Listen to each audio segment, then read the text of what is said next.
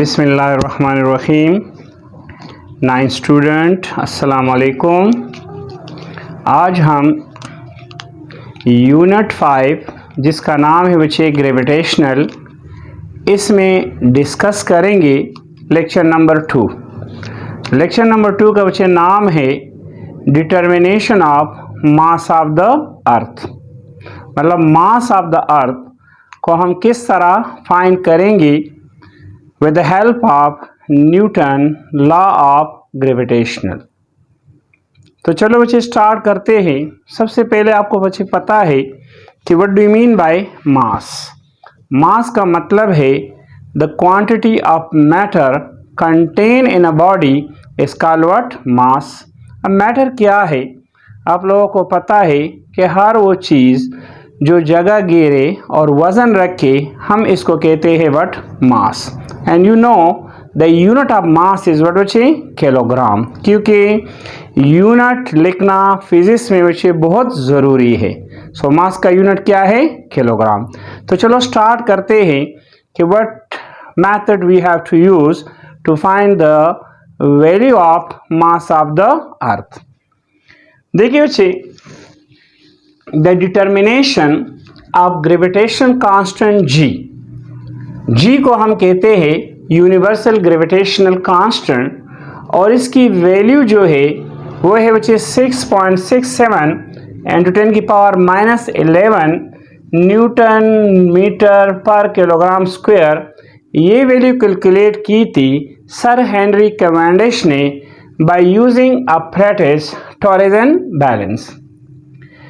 So with the help of gravitational constant G, scientists calculate the mass of the earth, sun and other celestial object। अब बच्चे यहाँ पे celestial object का मतलब है heavenly object। celestial का मतलब क्या है, आसमानी।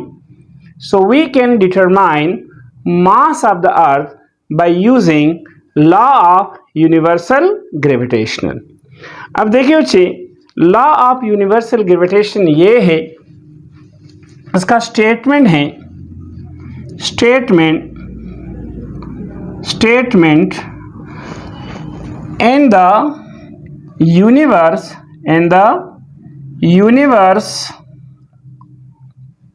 every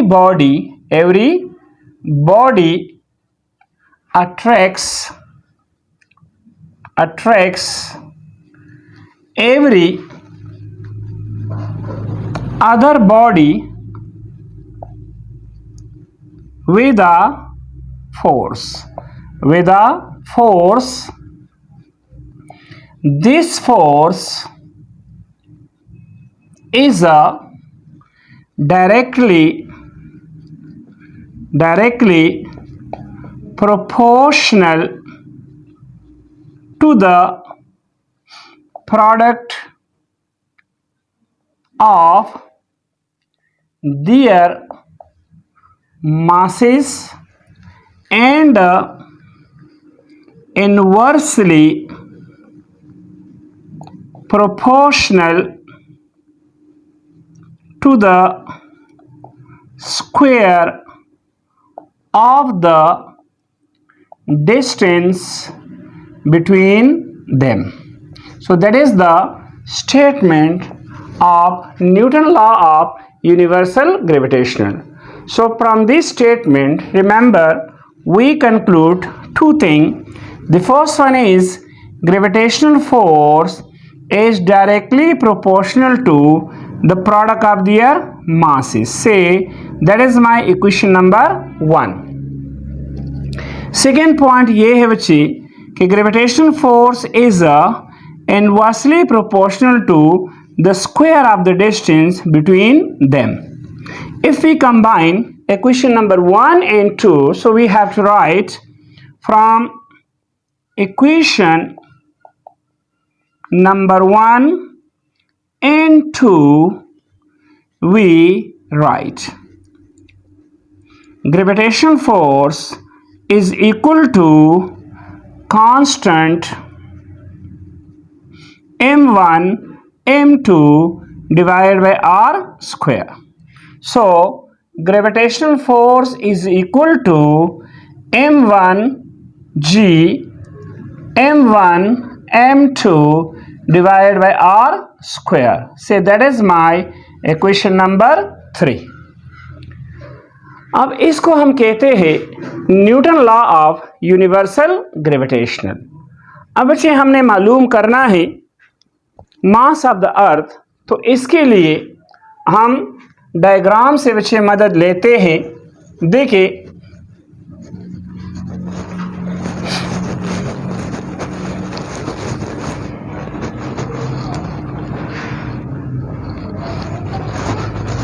बच्चे, ये हमारे पास है अर्थ। ये क्या है बच्चे? ये हमारे पास है अर्थ, और ये है surface of the earth. That is what बच्चे? That is surface of the earth. क्योंकि बच्चे हम जानते हैं कि सरफेस ऑफ द अर्थ पे जो जी की वैल्यू होती है, स्मॉल जी की, वो सबसे ज़्यादा होती है। How much? 9.8 मीटर पर सेकेंड स्क्वायर, और ये इसका है सेंटर ऑफ द अर्थ। तो यहाँ पे हमारे पास जो रेडियस ऑफ द अर्थ है वो क्या है बच्चे? वो है RE। अब हम क्या करते हैं, देखिए यहाँ पे इस अर्थ का, ये क्या है? ये अर्थ, इस अर्थ का जो मास है वो क्या है बच्चे? वो है ME। अब यहाँ पे हमने एक बॉडी रखी है, उस बॉडी का मास है M। बॉडी का मास क्या है बच्चे? M। अब from Newton law, from Newton's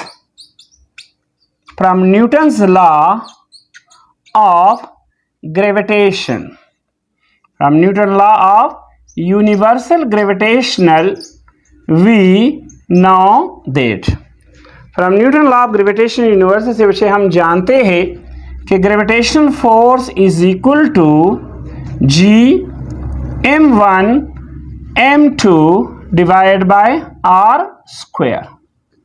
अब यहाँ से ये हमारे पास है इक्वेशन नंबर 1। अब यहाँ पे अगर हम देखें तो ये हमारे पास m, हमारे पास चलो m1 है, और me हमारे पास क्या है? m2 है। और यहाँ पे हमारे पास जो रेडियस ऑफ द अर्थ है वो क्या है बच्चे? वो है r। तब ये तमाम चीज़ें अगर हम इक्वेशन नंबर 1 में पुट करें, तो यहाँ देखिए बच्चे, ग्रेविटेशनल फोर्स हमारे पास आ जाएगा G m1 की जगह हमने पुट करना है m, m2 की जगह हमने पुट करना है me, और इसकी जगह पुट करना है RE स्क्वायर। से that is my equation number 2। अब देखिए बच्चे, from Newton's law of gravitational, the earth attracts every body towards what? Towards its center, toward a center with a force which is equal to the weight of the body,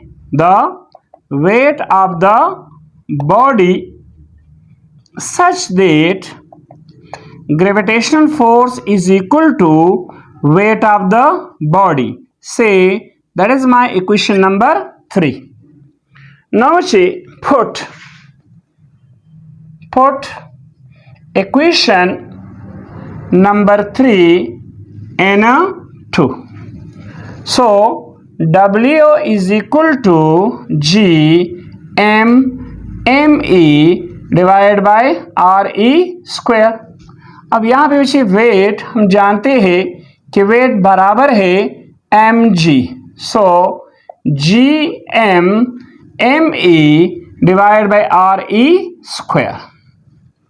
अब यहाँ पे देखिए बच्चे m के साथ cut जाएगा तो हमारे पास आ जाएगा g is equal to GME divided by RE square से that is my equation number 4. So equation number 4 is the basic equation to find the mass of the earth. Now by cross multiplication, look, GRE square is equal to GME. Divide both sides by G, capital G. So look, GRE square is equal to GME divided by capital G divided by capital G. Cancel. So यहाँ पे बच्चे हमारे पास आ जाएगा, देखिए यहाँ पे हमारे पास मास ऑफ द अर्थ के लिए मैथमेटिकल रिलेशन आ जाएगा GRE square divide by capital G से that is my equation number 5. अब इक्वेशन नंबर 5 में G की जो वैल्यू है that is called acceleration due to gravity, इसकी वैल्यू है 9.8 मीटर पर सेकेंड स्क्वायर. RE हमारे पास बची रेडियस ऑफ द अर्थ, इसकी वैल्यू है 6.4 10 की पावर 6 मीटर. G का मतलब है ग्रेविटेशनल कांस्टेंट, इसकी वैल्यू है 6.67 10 की power -11 newton metre square per kilogram square. Putting values of GRE capital G in equation number 5, so we get, देखिए mass of the earth G 9.8 metre पर second square, radius of the earth 6.4 10 की पावर 6 metre whole square, and radius of and capital G that is 6.67 10 की power -11 newton metre square per kilogram square. अब यहां पे देखिए बच्चे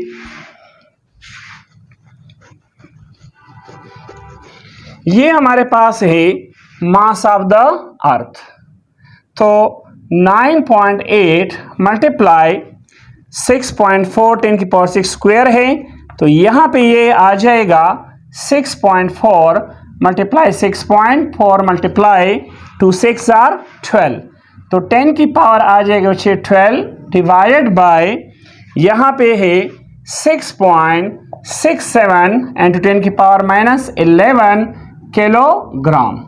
सो मास ऑफ द अर्थ ये 9.8 6.4 6.4 किस पे डिवाइड करें तो इससे बच्चे आएगा 60 मल्टीप्लाई 10 की पावर 12, ये -11 ऊपर जाके आ जाएगा 10 की पावर 11 किलोग्राम. अब मास ऑफ द अर्थ हम बच्चे जानते हैं कि ये हमारे पास है 60, तो हम लिख सकते हैं कि 6 मल्टीप्लाई 10 पावर 1 10 की पावर 12 10 की पावर 11 किलोग्राम. अब mass of the earth is equal to 6, base same, power should be added kilogram. तो देखो बच्चे mass of the earth 6 into 10 की power 24 kilogram.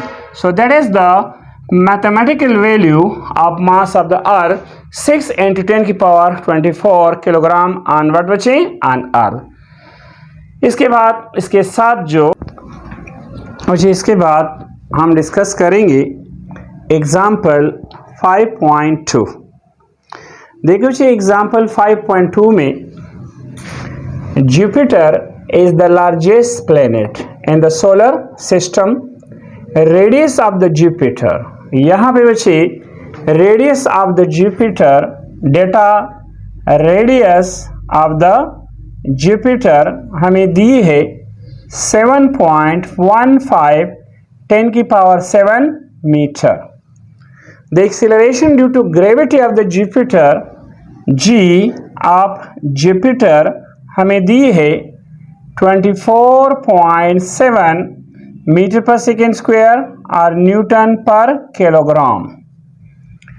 रिक्वायर्ड है कैलकुलेट, यहाँ पे बच्चे हमसे जो रिक्वायर्ड है वो है calculate the mass of Jupiter, मतलब हमने मालूम करना है मास ऑफ जुपिटर।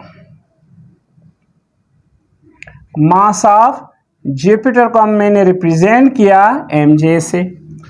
अब सॉल्यूशन प्लस फार्मूला, इसमें बच्चे हमारे पास जो फार्मूला है जर्नल वो है mass of the Jupiter is equal to g r divided by capital ji.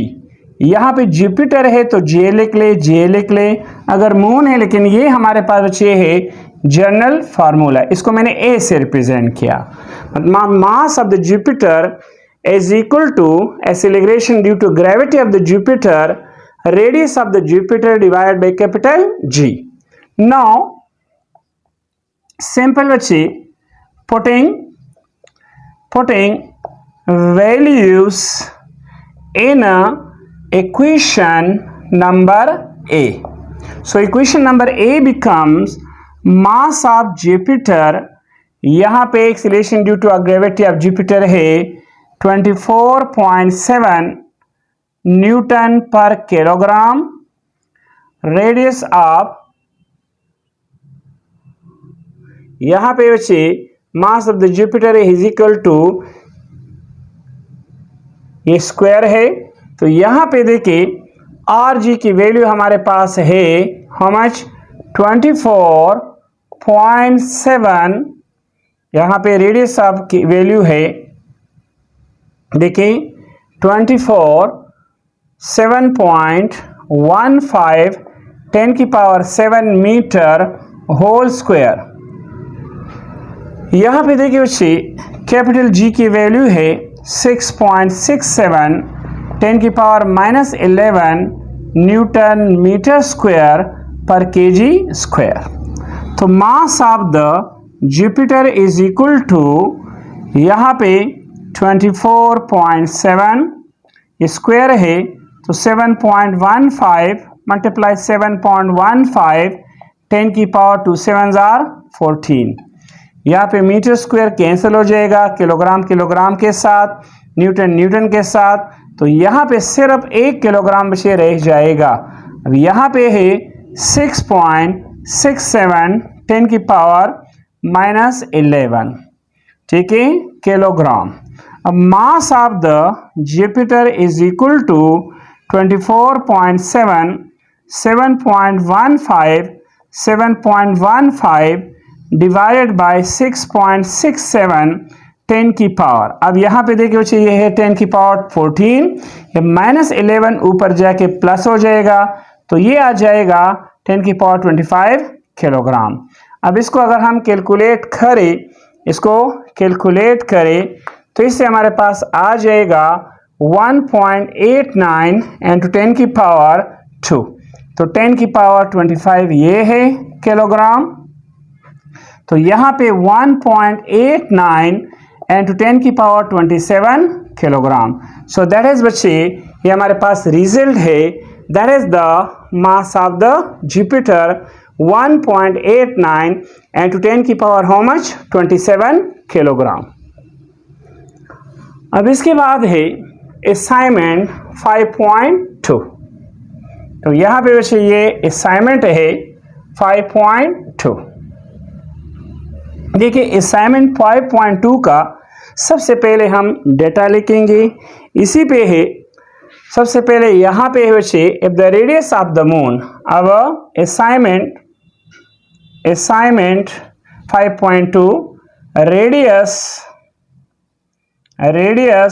Of the moon, तो रेडियस ऑफ द मून हमारे पास है, रेडियस ऑफ द मून को हम रिप्रेजेंट करते हैं RM से, वो हमारे पास है 1.74 10 की पावर 7 मीटर। एंड है acceleration due to gravity, acceleration due to gravity of the moon, इसको हम रिप्रेजेंट करते हैं GM से, वो है 1.6 मीटर पर सेकेंड स्क्वायर। कैपिटल G की वैल्यू है 6.67 10⁻11 newton metre square per kilogram square required हमारे पास है। बच्चे हमने क्या मालूम करना है, वो हमारे पास है मास ऑफ द मून। तो इसको हम रिप्रेजेंट करते हैं MM से।